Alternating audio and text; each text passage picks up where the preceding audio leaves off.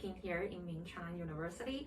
I entered into Ming Chuan in 2019, which means that I've been working here for 2.5 years to be assistant professor here in international business and trade. Requested by the teachers as, okay, you got to write down what do you want to do in the future. Never to be a professor, to be a teacher, never become my dream. Talking about the responsibility to be the professor here, well, I can tell from school's requirement. Okay, we have to do the research, academic work, and we have to teach, and we have to do some service, and then like we have to be the consultant. Okay, requirements of being a professor. Okay, here in Taiwan. Okay, I'll just share the what I understand here. As long as we got the PhD program, we got the PhD diploma, and then we are approved, okay, to have the certificate to be the professor. For the teaching, okay, I just follow school's schedule, okay, like go to the different class in the morning, in the afternoon.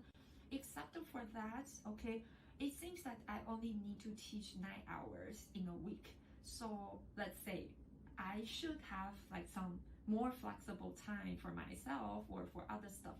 But actually, I have to do a lot of work, okay, except for the official teaching hour. For example, every year I will have like some groups from senior students, okay, they would like to do their senior thesis. So for example, like this year I got 8 groups, okay, for senior thesis. So sometimes the students, they will come to ask the questions, to have the meeting. Not really sometimes, okay. For me, I set up the schedule for the students as like, okay guys, we have to have weekly meeting, okay. So think about it, the 8 groups, every group, they have to have the weekly meeting with me, and every meeting will be lasted for like 1 or 2 hours. The class advisor is a very important duty of my work of being professor here. Okay, like try to like open my time to my students, okay, so they can ask their questions whenever they do have some problems. So I do spend some time, okay, to listen to students and also to solve their problems. For example, I still remember there was a day I set up the dinner meeting with my friends. So at that moment, like I've already arrived at the restaurant, and then I check the menu, get ready to order some food for our dinner. At that moment, the student called me, says like, "Professor, we got a student who is playing volleyball on campus, and now her leg was broken."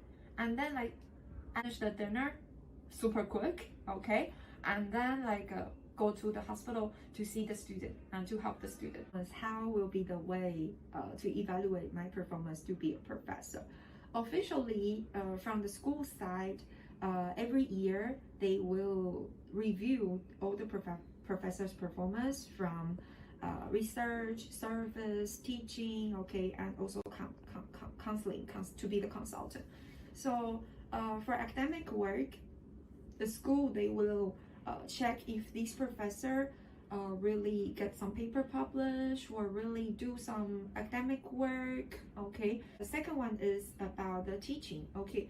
As you know, like every semester after we almost finish the semester, and the student, they will have the chance to evaluate the professor's performance, let's say the overall teaching evaluation. So we will get some feedback from that. And for me, yes, I do take those evaluation results as the important feedback from the student, because I think that will be the way. It's kind of like for one way, it can encourage me, okay, like, okay, this semester, Pamela, you did quite good. But for the other way, if I got some like open comments from the students, yes, I also take those comments to be valuable comments, because that will be the way I can make some adjustment, I can make some improvement, okay, to make next class, next semester to be a better semester.